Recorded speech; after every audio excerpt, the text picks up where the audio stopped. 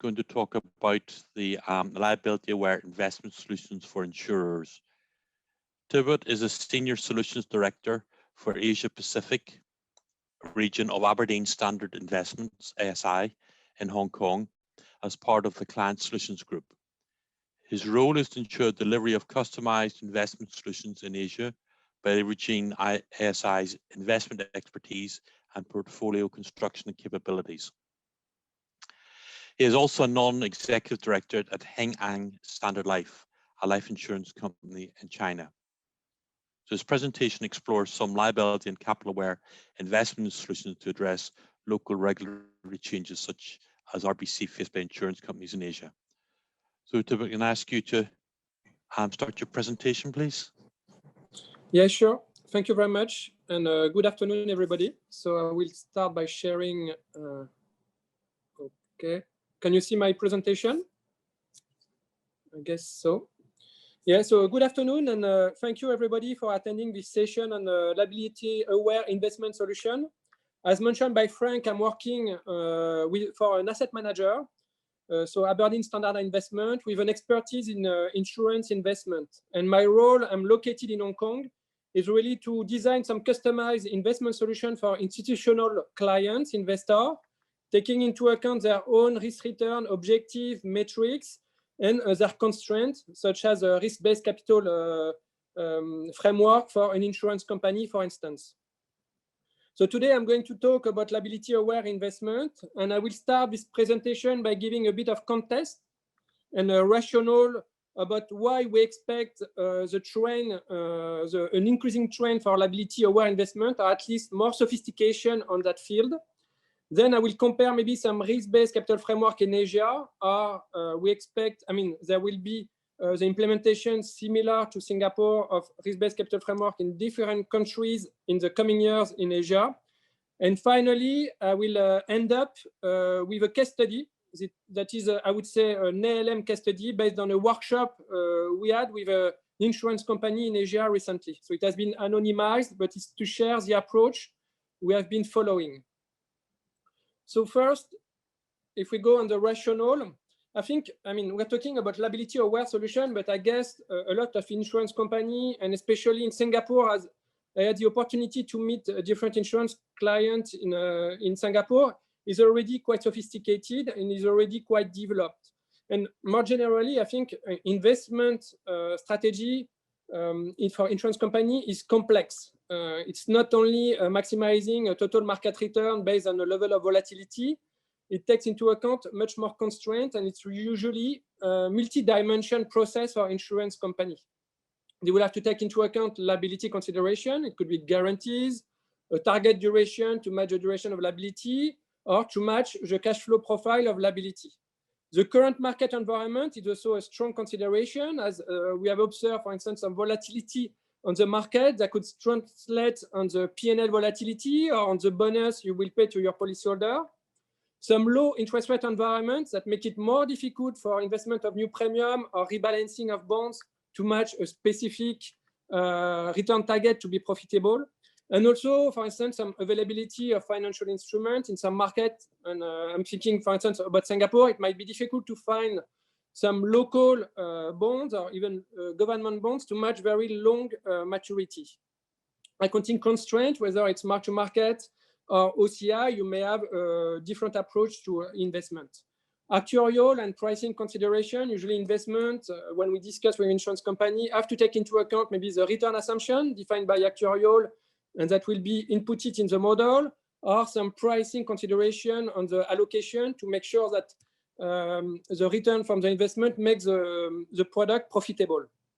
Internal guidelines, and one of the most common, I would say, guidelines is some restriction about the investment into below investment grade bonds, for instance. Collaboration with other internal team. We mentioned actuarial and pricing team, but I think investment more and more have to take into consideration some requirements, some needs from risk team and distribution, capital management team, actuarial pricing, when designing an investment strategy. Regulation requirement. In some country, you have a maximum exposure to offshore assets that would restrict maybe the eligible investment universe. And also maybe in some cases, some restriction like we observed in the past in Singapore on derivative usage from insurance company to be able to mitigate financial risk. And so it's very complicated, but I think there are two layers of complexities that are being added in recent years or in the coming years. Is risk-based capital. So in Singapore, RBC2 has been implemented in January, and has quite a big impact compared to the previous RBC framework, and also IFRS. So all this, I think, will lead some insurance company, maybe not all, but to revise the way they define their investment strategy. And maybe it's an incentive, the new regulation, to really take into account the capital requirement, but also the liability when designing the investment strategy. That's why we call it liability-aware investment strategy. And we think that one focus about this review of the regulation, IFRS and RBC, is about investment. So it should impact all the balance sheet liability, so not only financial risk, but insurance risk.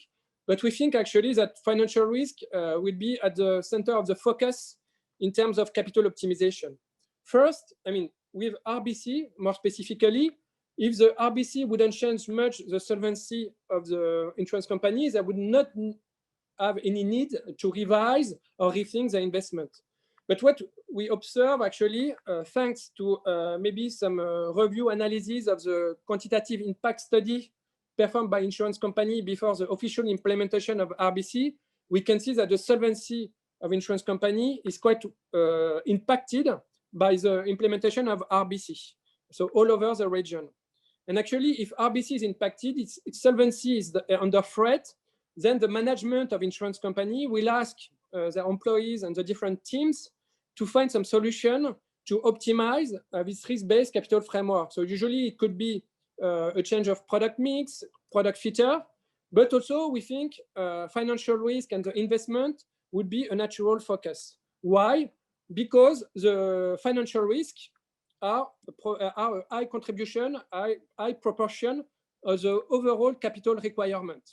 And by financial risk, and we list it on the table on the right side, we list the different components of the financial risk. So it's equity risk, interest rate between asset and liabilities, credit spread, default, FX risk, and also property risk.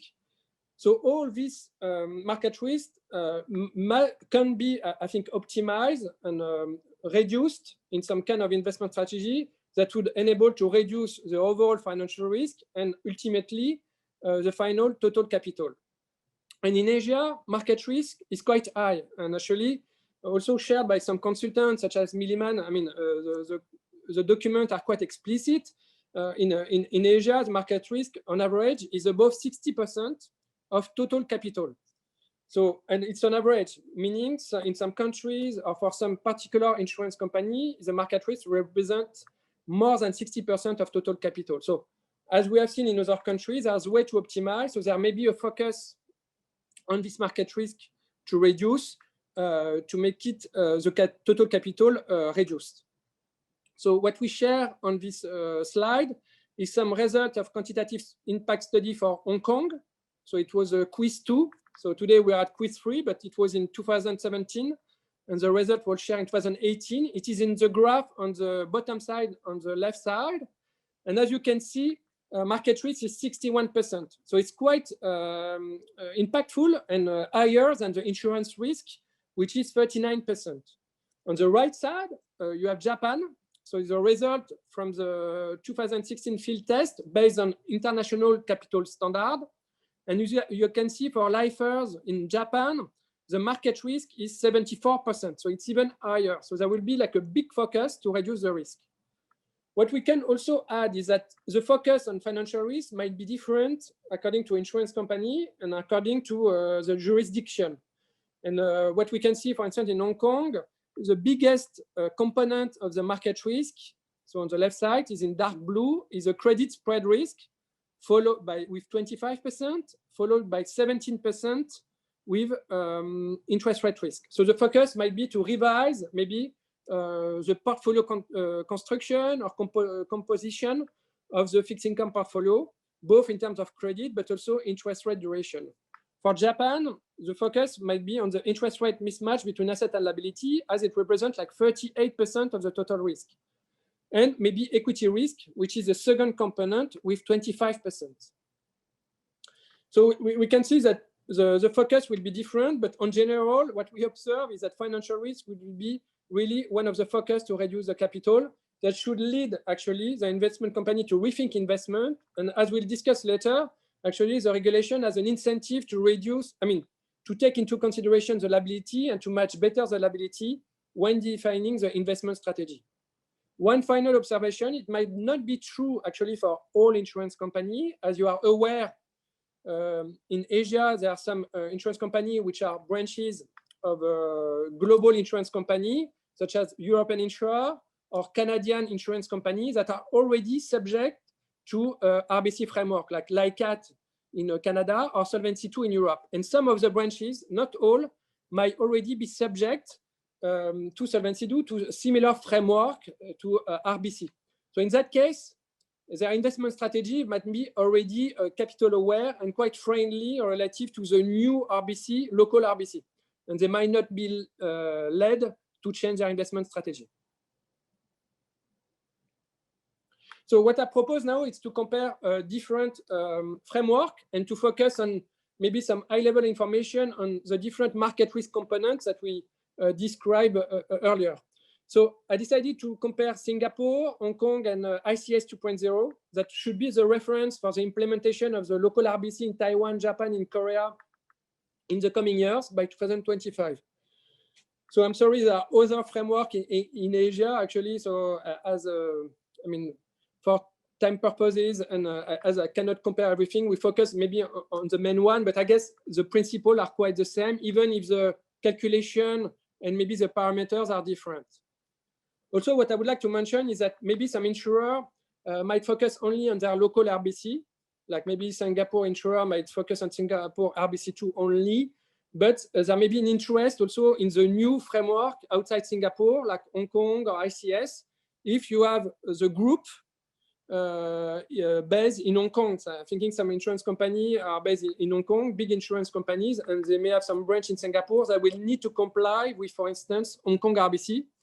And then the insurance company, depending on which RBC framework bites, might decide to focus on one or the other RBC to optimize the investment strategy. For Hong Kong, so it's a quiz-free, so it's still in a quantitative impact study, similar to ICS. But for Hong Kong, I think the implementation should be implemented, I think, in 2024. It has been postponed by 2 years, and there should be a new set of rules. So what I'm talking today about the RBC framework might be changing in the coming months, actually. So when we compare actually these frameworks, and then I think this framework will really impact the way the investment strategy is designed. The components are quite similar. The rules are quite similar. It's really in terms of parameters that we can see some differences. Equity risk, similar, really. It's one of the highest capital charge, an asset class which is penalized. And usually there is 2 or 3 capital charge. One for the listed developed market, so developed equity like US equity or the local market. And usually it's between 35 and 40% capital charge. But for other equity, emerging equity or private equity is 50%. Meaning, if you invest in equity and you bear all the risk on your balance sheet, then you need to put aside 50% of your exposure of equity as to match the capital requirement. So it's really penalizing when defining a strategy to invest into equity. The second capital charge is interest rate risk mismatch. So it looks at the interest rate risk between the asset and the liability. So the test must be done both on the asset side and liability. And for Singapore and Hong Kong, usually what is done is a stress test. So you have a stress test by the interest rate per tenor on the asset on the liability side. And you look the value of the surplus, so asset minus liability, after this stress. And the change of value should be the capital charge. For ICS, it's a little bit more complicated. Actually, you have a large number of interest rate curve scenarios. So it's not really a single stress test. There are different tests where you have a parallel shift, but also some change of, I would say, slope, etc. And for all these scenarios, you need to recalculate the change of asset minus liability, change of value of your surplus. and you would take the 99.5 percentiles as the capital charge. The third component is the credit risk, which is quite important because most of the balance sheet in Asia of insurance company are mostly invested in credit. So it could have a huge impact. And the stress test is a bit the same. You will stress the spread of the bond. So you have a spread that corresponds to the rating and the tenor of the bond that you apply to the spread of the bond and recalculate the bond price. So if you increase the spread, the bond price will decrease. And actually, the impact will be higher for a longer tenor bonds, and the stress will be higher for low rating bonds. And so you will recalculate the charge. One thing to be noted for ICS, so for North Asia, actually, there is an additional capital charge, which is a credit charge for default. So you have to calculate two types of capital charge for, relative to credit risk coming from your bonds on the asset side. One thing to consider that I put in this slide, I think, is the internal rating that could have a major impact. So actually, if you have an unrated bond, for most of the framework, you have a default capital charge corresponding to an average of BBB and BB bonds. So actually, if you have an unrated bond, it's like having a below investment background bond. And so it's quite penalizing, and the capital charge could be quite high. So we have seen in some already country implemented similar RBC, like in Europe, internal rating can be recognized according to some stringent criteria given by the regulator. And for instance, if you have an unrated bond that is internally rated single A, for instance, you can recognize a spread stress corresponding to single A. So it can change drastically the capital charge, and maybe one asset class that may be too capital intensive and avoided might become actually quite, I mean, would bring a lot of value under the RBC if you can recognize the internal rating. And I think it's a concern in Singapore as lots of liquid local bonds are unrated. The difference is the criteria given by the regulator. And I think in Hong Kong, it's quite similar to Solvency II. I think you need to be recognized by an auditor. There are some constraints and it needs to be validated by the regulator. But actually, an asset manager can internally rate specific strategies that can be recognized by the regulator for the capital charge. For Singapore, I think it's much more complicated. You have either the full recognition that is quite difficult to implement because it implements all the bonds and you need to recognize only the internal rating of these bonds. Or you go for partial recognition, so you will use only internal rating for some of your assets, but you can recognize only up to max BBB+. So it might not be worth all the effort to recognize an asset class as internally rated and to define a process if actually the capital charge improvement is not material, as you can recognize only a rating of BBB+. And for ICS, I think one of the constraints, similar to Singapore, is that it can only be done by a recognized rating agency. So I don't think it can be done by an asset manager. On a specific, I would say, for instance, a strategy like private market, private debt. Property risk is also among the highest capital charge, still below equity risk. So that's why we have seen, like in Europe, some asset managers are really diversifying into direct real estate to benefit from a lower capital charge, also benefiting from a more diversifying effect from the capital charge. So it's around 25%, 30%. One thing to be noted, I think in Hong Kong, for the current rules, it includes the REITs, whereas in Singapore, the REITs are recognized under equity. So the capital charge would be more 35% or 50%. FX risk, it might be a big concern for existing insurance company with unhedged exposure. In Singapore, I think it's around or below 12%, whatever the currency exposure. Whereas for Hong Kong or international capital standard, the capital charge is dependent on the pair of currency between your liability currency and your offshore investment currency, which is unhedged. And so it could be quite low, 1% if it is between USD and Hong Kong D because the currencies are pegged, or it could be reaching 60-70% capital charge for emerging equity. And actually, for instance, to give a reference for Japanese yen and USD for both Hong Kong and ICS, it's 30%. So it's not negligible, and actually it's quite an incentive really to close any unhedged exposure, FX exposure on the balance sheet. All the framework benefit from a correlation matrix. So usually, as mentioned here, we focus on the standalone capital charge, like for instance, for equity, 35% or 50%. But actually, you benefit from a correlation matrix between your different market risk component, between your equity risk, credit risk, FX risk, but also a correlation between your market risk and your insurance risk.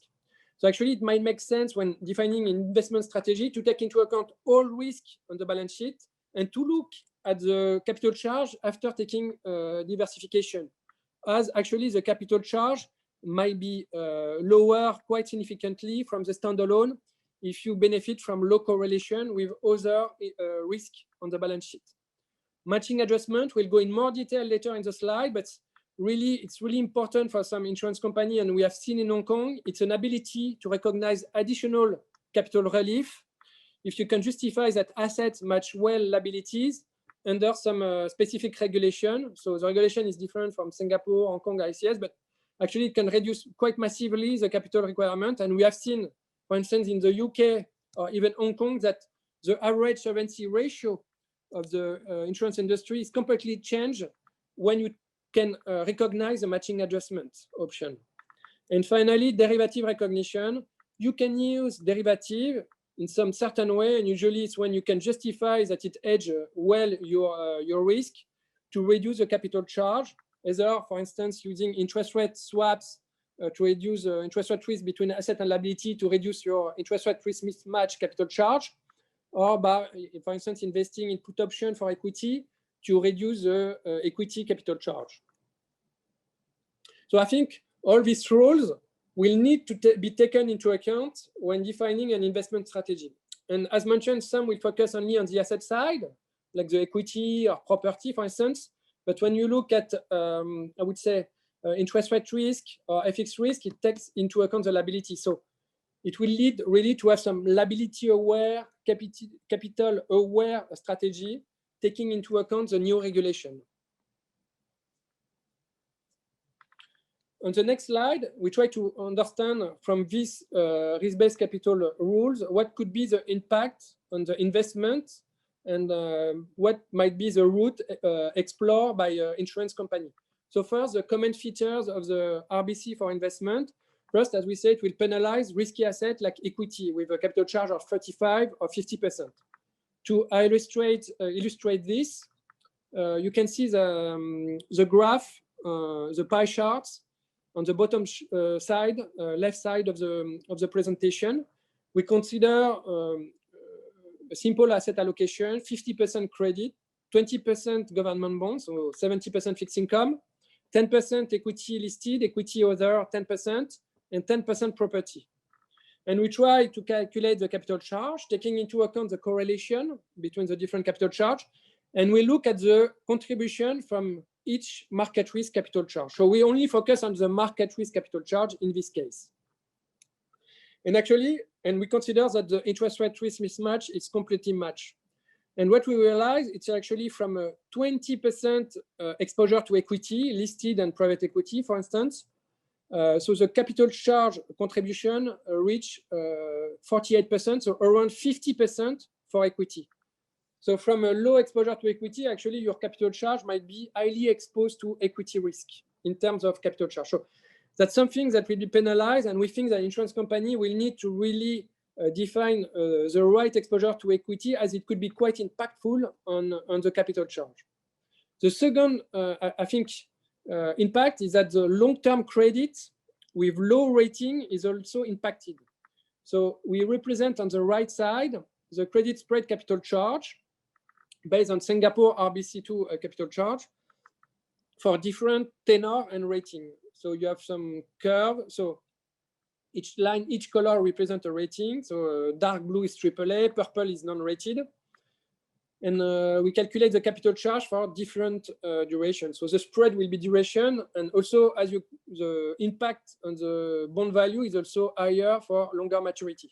So that's why the capital charge increase if the term is increasing of the bond, but also for lower ratings, the capital charge increase. And you can see that, for instance, a BBB bond with a term of 15 years have a capital charge above 30%. So you have a bond BBB investment grade 15 years, it might match your liability, but still the capital charge is very high and around actually the capital charge of property. So I think there will be some focus on revising, I think, the credit portfolio for some insurance company that may be impacted if they have a large portion of their assets into BBB 30-year bond, for instance. So actually, what the regulation incentivizes the insurer to do is really to reduce the credit spread duration. But at the same time, it will penalize ILM mismatch, so the interest rate risk between asset and liability. And as life insurance company have long-term liability, then they incentivize the fact that assets should have a long interest rate duration. So at the same time, you need to reduce the credit spread duration and increase the interest rate duration. It's not easy. And it's difficult to achieve the right trade-off within your portfolio to achieve an acceptable level of yield, while at the same time reducing your capital charge. The second thing is that diversification, as we mentioned, with a correlation matrix between the market risk charge is rewarded. So you need to take into account, I think it makes sense to take into account this diversification when designing an investment strategy on the balance sheet. And third, I think there is some additional capital relief thanks to matching adjustment for segments where you can apply matching adjustment and where you can match well your assets with the liabilities. And what is the expected impact on investment? The first, I think, impact, I would say, is that on the analysis and the definition of your strategic asset allocation. So the optimal long-term asset allocation to different asset classes on the balance sheet for each product. And we think it will need to embed the risk-based capital requirement that will be different according to the asset allocation, the duration of the asset, the mix of rating and tenor, and embed also the liability when defining the strategic asset allocation. So it's more on the analysis side that we think that some insurance company will a bit review their investment process, their tool for the strategic asset allocation.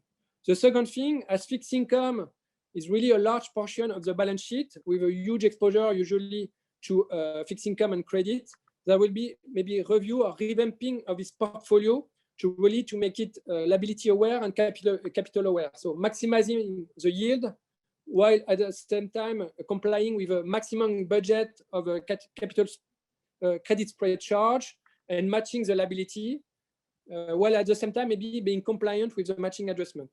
We also expect some insurance company maybe to increase the use of derivative. So for some insurance companies are maybe familiar, but usually it's not easy. Derivative requires some specific expertise, but might be useful actually to reduce, to mitigate the risk and maybe also optimize your capital charge. And actually we have heard that some insurance company, for instance, in Singapore, since implementation of RBC2 and also the decrease of interest rate, might be considering investing in interest rate swaps to match better the interest rate risk that was quite expensive in terms of capital.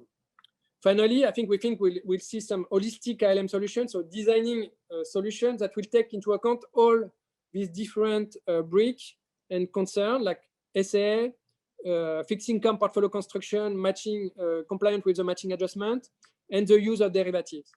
And finally, I think it has already started in some countries, but the development of capital light strategy, as it will become more challenging for insurance company to propose some saving products with high guarantees, such that we can still see on the market, but that will be really very expensive in terms of capital. So insurance company might develop more innovative strategy on the unit-linked side by transferring the risk from the balance sheet to the policyholder.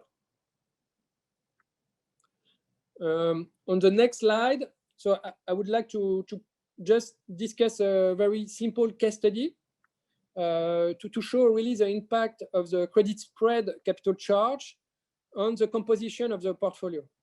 So in this case, we have a universe of bonds that's been pre-selected by our fixed income managers. And actually what we want to do with this selected fixed income universe is to design a buy and maintain portfolio that will maximize the return as much as we can while matching a liability profile and at the same time subject to a maximum budget of credit spread risk. So actually it's finding the right trade-off. Why? Because if you want to maximize your yield, usually you need to go to very long-term credit into long-term credit with low rating. That would help also match liability, but it would be very expensive in terms of capital charge. So we might need to find the right trade-off between high yielding bond, capital intensive, and low yielding bonds that may match your liability and also reduce your credit spread capital charge. So what you can see on the right side, you have performed a quantitative optimization based on this universe of bonds. And we have looked at a huge number of credit portfolio. And we have just shown in this graph on the top right, the efficient portfolio for different level of credit spread capital charge. So in red, it's a maximum 11% of credit spread capital charge, 11% of total assets. And in the blue one, it's a maximum 15%. So if you relax the constraint on the capital charge, or if you increase it from 11% to 15%, so you can increase more in, I would say, higher yielding bonds, then you can have a higher risk-adjusted yield of the portfolio. And if we look at one of the efficient frontiers, so for instance, the red one, so you can see the shape, we have an optimal portfolio for different level of yield or cash flow matching. The more you go on the left, the more you match your liabilities. And as you can see, that for when you almost perfectly match your cash flow, the yield is dropping because you invest a larger portion of the portfolio into, I would say, treasuries or government bonds with a lower, I would say, yield, but a better matching power of the liability. So you need to find the right portfolio on this efficient frontier for a given level of matching and at the same time an acceptable yield. So what we do in this case, we select an optimal portfolio on the red line, so 11%, and one also on the blue line, so 15%. And what we try to show is really the portfolio composition of this efficient portfolio on the efficient frontier for different level of credit spread capital charge. That's what we show in the graph on the bottom side of the slide. On the left side is a portfolio that is more constrained. You have a lower maximum capital charge of 11%, while on the right, it's a portfolio composition with a relaxed constraint and a capital charge of 15%. For the one on the left, what we show is a breakdown of the bonds into rating and duration. So the color represents the duration of the bond. So as expected, if you have really a stringent credit spread budget, 11%, what you can see is there's no exposure to BB, for instance. And if you look at BBB, you don't have any duration, long-term duration between 15 years and 20 years. So usually if you go, you need to invest in long-term bonds to match your long-term liability, then the optimizer will select some high-rated bonds. So usually AAA to single A in this case. And if you need to go to get a bit of yieldy assets to maximize the return, then it will be for short-term duration, you will go into BBB. Then if you relax the constraint, then you can have more room to increase your return and to match your long-term liability. And as you can see, there's no AAA. And you can see also some long-term BBB, green, and you have also some exposure to BB. So there's nothing really surprising. It just confirms the expectation. But what we expect from that is that maybe some insurance company will need really to review their credit portfolio if they were not subject to similar constraints in the past, and they may actually increase or have a huge capital charge from the credit spread charge. And then they may need to review completely the portfolio and maybe sell some long-term low-rating bond and review totally the optimization of the credit portfolio. It might take time actually to transition such portfolio. On the next slide, we would like to focus on the matching adjustment. And well, I guess most of the people are aware of the principle, but I will just recap it. It's an additional capital relief that you can apply for specific business for life insurance company if you can justify that the asset match the liability according to some rules given by the regulator. And actually, the matching adjustment is an additional spread, extra spread, that you will add to the liability discount rate. And actually, the value of the spread is dependent on the asset investment strategy. and also on the liabilities and the way of assets match liabilities. So two insurance companies complying with the matching adjustment for a similar product may have a totally different spread added to the liability discount rate, as the investment strategy would be different. And actually, matching adjustment can improve the solvency ratio through two ways. So first, obviously, the reduction of the liability. If you add a spread to the liability discount rate, the present value of your liability will decrease. And that is, so it will increase your available capital, which is a numerator of your solvency ratio. That's what we show on the graph on the left side. But the second also way of improving the solvency ratio is that in some cases, actually, you can decrease the credit spread capital requirements, so reduce the overall required capital by applying a credit spread to this matching adjustment, the spread you had on the liability side. If you don't comply with matching adjustment, the credit spread capital charge only apply to the assets. And actually, if you apply it to the liability, so the liability will move actually along the asset movement when you apply the credit spread, so it will reduce the change of asset minus liability value. So actually, it will reduce the capital charge. And actually, it could be quite impactful both on the liability reduction, but also on the decrease of the required capital. And we try to compare actually some of the framework between different countries. So it's very high level. Huh? Then I realized that it really requires to go into the detail and could have quite the detail could have quite a material impact on the investment strategy you could implement on the asset side. But for Singapore, Hong Kong, ICS, they both recognize matching adjustment. The scope is for life insurance business. But for instance, for Singapore, it's more restricted because you have some quantitative tests to justify that your cash flow are predictable. So I think you have some stress tests and some insurance risk, and you need a minimum change of liability value. And it only applies, I think, to USD and HGD liabilities. For Hong Kong, it's more under the discretion at this stage of the insurance company, similar to ICS. And also the matching test to make sure that you can comply, you can apply MA, so the matching adjustment. It's usually accumulated cash flow shortfall that will apply up to the last liquid point of the curve. So I think the concept of last liquid points is quite important because what the matching adjustment requires is the insurance company to match assets just up to the last liquid point. So it can be 30 years for USD or 20 years for Singapore dollar. So you don't need to match all the liabilities, just the partial liability, and up to the point where you can match with some bonds. So the regulator will take into account the liquidity of the bond market to be able to match your liability. So if you have a cash flow profile of 100 years, you only need in USD dollar to match your first 30 years of liability, or 20 years if it is in Singapore dollar. And then in some jurisdiction, you have an alternative, I would say, fixed spread if you cannot match a matching adjustment requirement. For instance, I think in Singapore, it was a illiquidity premium. And from the rule last year, I think it was 55 bips.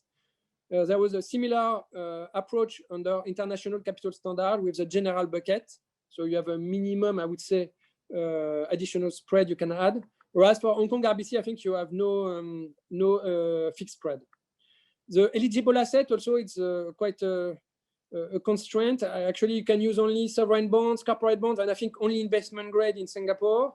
I think in Hong Kong, you can also consider loans, private market, and non-investment grade to justify that you match your liability. But you cannot use derivative or, for instance, equity to justify that you match some of your liability.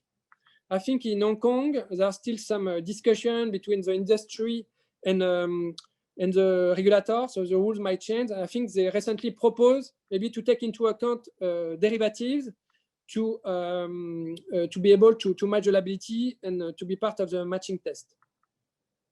Also, the matching adjustment spread calculation, actually the spread you will add to your liability, as we say, is dependent on your asset liability matching, but also on the spread of eligible asset on the asset side. And it will be, all this spread will be risk adjusted depending on the rating of each bond. And actually, there is one specific feature with Hong Kong where equity and property up to a certain threshold can be recognized as a contribution to your matching adjustment spread. So it cannot be used to justify matching liabilities, but actually it can add a 100 basis point contribution to the matching adjustment spread. So it might make more sense for Hong Kong insurer to keep an equity exposure for matching adjustment portfolio. And on the next page, I have really a very simplified matching adjustment illustration. So we have some rules, it's quite complicated. And one first question we might ask is it worth all the pain and the complexity to comply with the matching adjustment? Especially, I think in Singapore, where it's not a matter of complying at its inception, but to make sure on a regular basis, I think it should be on monthly or quarterly, to make sure that you comply, considering that your asset portfolio might change, you might have some downgrade, default, and the liability value will change also, and you will have new premium to invest. So is it worth the impact? I think for Hong Kong, the consultant has shown that it would change drastically the solvency, so it makes sense. But what we try to show in this very simplified case study on the Singapore RBC framework is how much I can expect in decrease of liability or required capital. So in this case, we consider USD liability and USD credit portfolio. On the left side, we give the detail of the credit portfolio. And this portfolio was a requirement, a request from an insurance client at the beginning last year, I think. And so we came up with a portfolio. So we were to maximize the return, and we needed to achieve a duration of 10, only investment grade bonds. And we consider like some USD denominated bond only. So as you can see, it's a bond portfolio with only 28 bonds. So it has been pre-selected by our fixed income analyst. It's only investment grade. We have exposure to 14 countries, 9 sectors. And we estimated the credit spread capital charge for the Singapore portfolio, under Singapore RBC to be around 17%. And what we assume in this case, just for the sake of analysis and estimation, is that this portfolio is eligible for matching adjustment. And we also assume, it's a huge assumption, that it matches perfectly your liability profile. And so what we look at is what would be the matching adjustment spread in this case. Actually, the spread would be 1.14%. So more than 1% in this case. So it's dependent on the level of spread at that time. And actually, it could be massively impactful. So in this case, it would decrease the liability value by around 11%. But the duration we consider here, it's only 10 years. But imagine if you have a much longer duration, like 20 years, 30 years, then the impact would be even more impactful, and you could reduce really drastically your liability value. In terms of required capital, also in this case, so the stress test is 1%, and actually the capital charge, credit spread, is decreased from 17% that we calculated only if we consider the asset side to 6.6%, as you can apply a stress on your liability value. So you reduce the capital charge from 17 to 6.6%. So also from a credit spread capital, from a required capital point of view, it could be quite impactful. On the next slide, so I would like to spend a bit of time on a case study. So it's an anonymized version of a case study we have implemented with, worked with an insurance company in Asia. It's under international capital standards. So it might be a bit different from RBC in Singapore, but I think the principles are the same, and it shows the ability also to design some solution according really to the local jurisdiction. So it needs to be taken into account. And actually, yes, under a different framework, the recommendation might be a bit different. And actually, what we did for this case study, it's not like one solution we came up and proposed to the insurance company. It was really a 6 months of discussion between our teams, so different experts, like some liability-aware solution team, derivative team, solution modeling team, specialist, distribution, but also different team within the insurance company. So it was not only investment team, there were some ALM team, risk team, and capital management team, and some actuaries. So also, it's not, and then we come up with this solution after several months of discussion with lots of back and forth, some feedback, and some adjustment. As when we start actually to design investment strategy, it's never really what we expect, and we need to refine it according to the first observation and constraint, and review maybe the objective, the constraint, or allow maybe some different features for the investment. In this case, so we had some guidelines. So we had, it was an existing product with a very long-term liabilities. The long-term liabilities, you can see it on the right side. So the duration is 23 years with more than 100 years of cash flow. And it is in USD. And so there was like a USD, I would say, strategy, already fixed income. And the objective of this study is really how to maximize the investment strategy, taking into account this new regulation. And so the main objective was to maximize the portfolio return, similar to all investment, but we had to take into constraint the ALM economic risk between the asset and liability, reduce specifically the interest rate risk, and take into account the risk-based capital charge under ICS 2.0. And at the same time, a huge constraint was the compliance with matching adjustments. So under middle bucket, so it's very specific for ICS 2.0, but we had to take into account the specific regulation about matching adjustment under ICS 2.0. And as you can see, it will have an impact on the investment strategy. But the eligible investment universe, we consider not only some bonds with treasury and corporate bond, but also some private debt, high yield, private equity, property, all in USD. So we do not have any issues relative to the FX mismatch. And also we could consider some derivative with some vanilla interest rate swap in USD to further mitigate the interest rate risk between asset and liability. So on the next slide, actually, we summarize the approach we followed. That is quite specific to this case, obviously. And actually, it was a four-step approach that's combining not only portfolio construction of fixed income, but also strategic asset allocation, and also interest rate derivatives. And our first step was to comply with the matching adjustment requirement. So what we do here, we optimize a portfolio of bonds. So it's really bond by bond that will optimize a portfolio for part of the asset, not all the asset, and to match the liability up to the last liquid point. But in this case, we call it the last observable term. So you don't consider all assets, only partial assets for only partially the liabilities. And once you have optimized your bond portfolio for part of the asset, then we can implement the strategic asset allocation. So defining the long-term optimal asset allocation to different asset classes, considering all assets, excluding derivatives, and taking into account not only the liabilities, but also the risk-based capital charge. And also, we ensure that we can implement the matching portfolio by investing in long-term bonds to match the liabilities.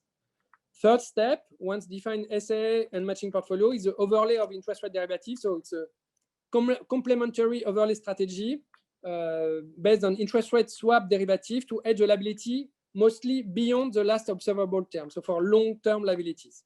And as we can see later, we have to take into account the collateral requirements when designing this strategy.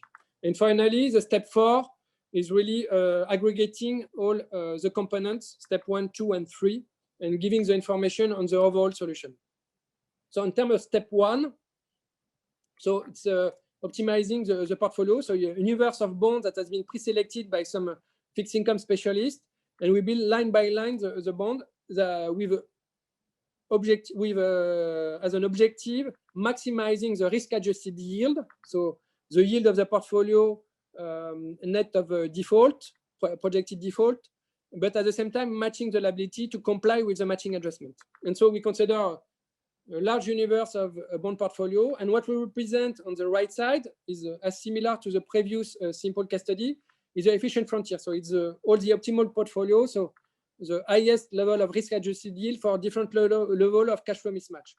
So in this case, we really select a portfolio that has a strong cash flow matching. So we select a portfolio on the left side to ensure that the portfolio has a margin to remain cash flow match and compliant with matching adjustment, even if the assets and the liability move in the coming months or years. And we still select a portfolio with an acceptable level of yield. So in this case, the risk-adjusted yield is 4.3%. And actually, this portfolio represents 75% of the total assets. So it's quite a constraint. And this level of assets, 75%, is totally dependent on the liability profile. If we had higher exposure to long-term liabilities beyond 30 years, actually, the level of matching portfolio would be a lower percentage of total asset. And also it's dependent on the level of yield also. The matching portfolio is split into treasuries. We made sure that in this portfolio we had some US treasuries, as it is the only asset we can use as a collateral for derivatives. So we needed at least a minimum exposure to US treasuries. And we ensure it's compliant with the matching adjustment requirement under ICS. What we show on the graph on the right side, bottom side, is a projected cash flow of liability. You can see it goes beyond 250, but for the matching portfolio, we can see it match quite well the cash flow up to the last liquid point until 2050. So for the first 30 years, as required. Step 2 is the strategic asset allocation. So actually, we simulate the prospective risk return of a large universe of portfolio invested in different asset classes. So this time, it's not at instrument level, it's at asset class level. And for each of these portfolios that correspond to a specific asset allocation, we calculate the risk return. For the return, it's a customized metric. So we use mark-to-market return for growth asset, and we use the yield for fixed income assets, as we consider they are in buy and maintain and kept in maturity, so you can log the yield. And for volatility, for the risk metrics, we take ALM risk metric. In this case, it's a volatility of the excess return between asset and liability. And we can draw the efficient frontier, so the efficient portfolio, so giving the highest level of return for a given level of risk. And then in this case, we select an optimal strategic asset allocation achieving 3.75%. As you can see, the allocation is compliant with the matching adjustment constraint, but all the portfolio are compliant with the matching adjustment constraint. So you have 75% into US Corp and US Treasuries. And you have also some exposure to actually equity, 2.5 to global equity, 2.5 to private equity, 5% to private debt, 7.5 to emerging debt, and 7.5 to US high yield. So actually, so that's how we selected, and all the universe of portfolio is compliant with the matching adjustment. So subject to this very particular constraint of 75% in long-term bonds. And actually, if we remove this constraint, the efficient frontier would be totally different. So once we have defined the strategic asset allocation and the matching portfolio, we can go to the interest rate derivative strategy.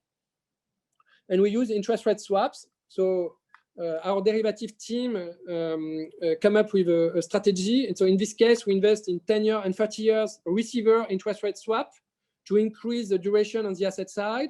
And you can see the change of sensitivity to interest rate in the graph on the bottom side, right side. So we look at the sensitivity, which is defined by DV01. So your dollar duration for a change of 1 basis point of interest rate. And we calculate the sensitivity. So you can look at the column total. So the total risk from asset without derivative in green light green, gray, the swap duration that is added to the portfolio, and dark green is the asset plus the swap. So you can see the sensitivity is increasing and getting closer to the liability duration sensitivity to interest rate in blue. So first thing, I think, so it enables really to improve the sensitivity on interest rate, reduce the risk between asset and liability, and the duration of the asset, as we show in the table on the left side, increased from 12 years without the derivative to 16.4 years. So matching better the liability duration. Also, the interest rate capital charge is reducing from 10% to 4%. So you have a material change of your capital charge from this interest rate swap strategy. There are two observations. First one, as you can see, we cannot match perfectly the liabilities in terms of interest rate risk. Why? We have been constrained by collateral. As you remember, we have only a short exposure to government bonds. So I think it's less than 7.5%. So in that case, we cannot invest as much as notional interest rate swaps as we need enough collateral, especially when we perform some stress tests.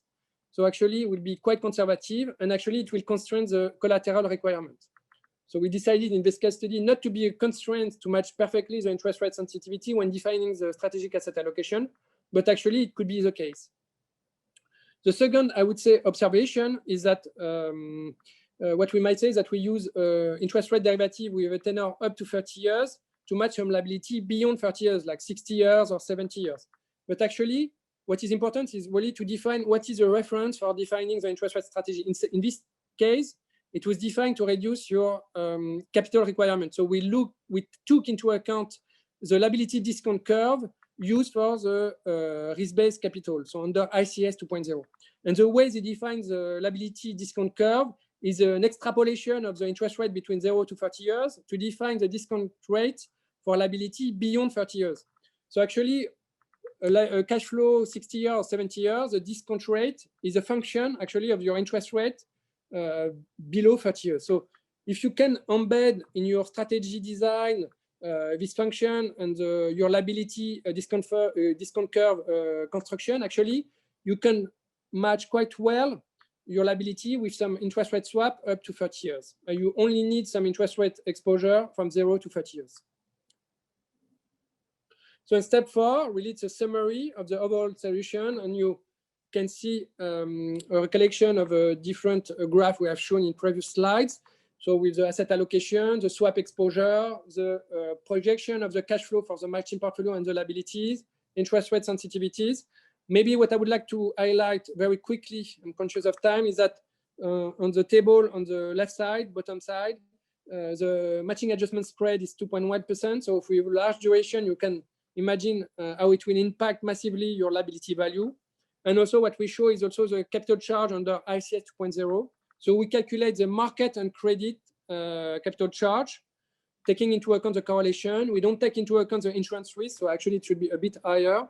But what we show is the calculation and the breakdown without interest rate derivative and with interest rate derivative.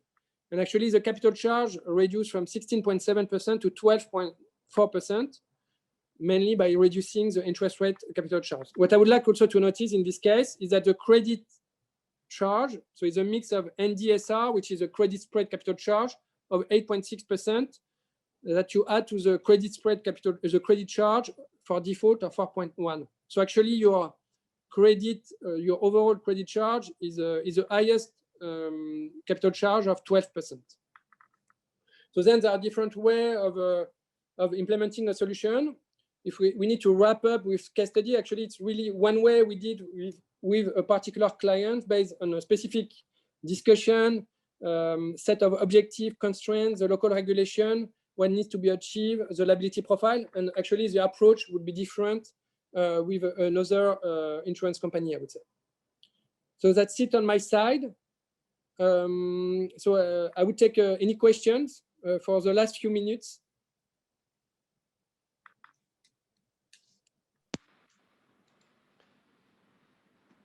So are there any questions for Thibaut in the audience?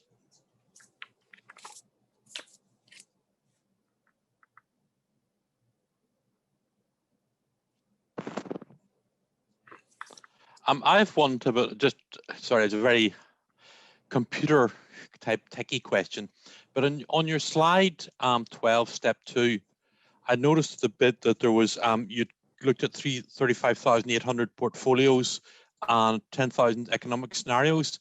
I mean, how long does it take to generate all that? It really depends. It's our solution modeling team. It depends if they have already calibrated the asset class, but it could take only a few hours, I would say, or one night on that side. Right. So it is, but it is computationally intensive. I mean, a strategic asset allocation, usually you will do it once for a particular product, or you will need to fine tune. So to me, the time you spend to do it and the simulation time relative to the frequency of the analysis, I think is quite low actually. So yes, it's computer intensive, but not that much. And I think you can afford 1 day of simulation for this kind. Then it will depend on your, I guess, how many asset classes and how you model them. But yeah, I think it's still acceptable, I would say. Yeah, no, it's acceptable. I didn't appreciate just how much work was involved in it. No, but just to confirm that, yeah. Yes, okay. It was quite quick. Okay, is there any other questions from anyone else? There's one from Dajin. How do you measure the effectiveness of optimization? So actually, in terms of optimization, we can, I mean, it depends what kind of optimization we do, but if we are able to represent a large universe of portfolio, and for each of these portfolio, defining risk and return. Then you can estimate the optimization by comparing, for instance, your current allocation to the one you recommend, and compare how much you improve your expected return and also your risk. And also you can look at different metrics also, maybe also your capital charge, how it would be improved. Then what you can do, so this is ex ante. Ex post, what you can do is compare how your optimal portfolio has performed over a long period, for instance, compared to the previous strategy, if you are able to do it. But usually you can quantitatively assess your optimization, as the optimization will be done on a specific set of metrics that you will have predefined. So it's really, so you can quantitatively assess, so on the risk return, and then based on this portfolio, you can also assess other type of implication, maybe on your profitability and other metrics that would be dependent on this investment strategy.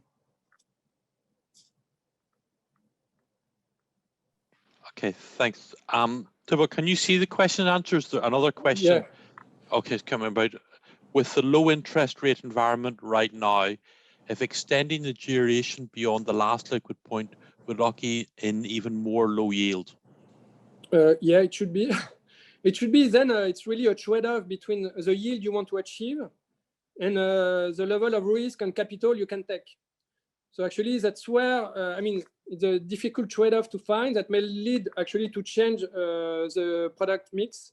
But yeah, we expect the lower yield. So you can mitigate actually your lower yield by doing this holistic approach. So you may need to have a strategy where you invest in long-term bonds to have to match better your liability, but you have low yield, and also combine with maybe short-term, I would say, assets with a higher yield, like maybe equity or property. So it needs to be done in a holistic way. One way also to mitigate this extending the duration is by investing actually in swaps, because they are in overlay. So actually, you don't need to invest in long-term low-yield bonds. You may just invest in swaps in overlay that will put less constraint on your overall return. So one way is also derivative, interest rate derivative, to reduce the impact of matching the duration for long-term duration. But then the impact is that you need some collateral and some exposure to US treasuries or US government bonds or local government bonds that could be also put some constraints on the yield. That's why you need to take everything into consideration and perform the optimization under all these dimensions, I would say.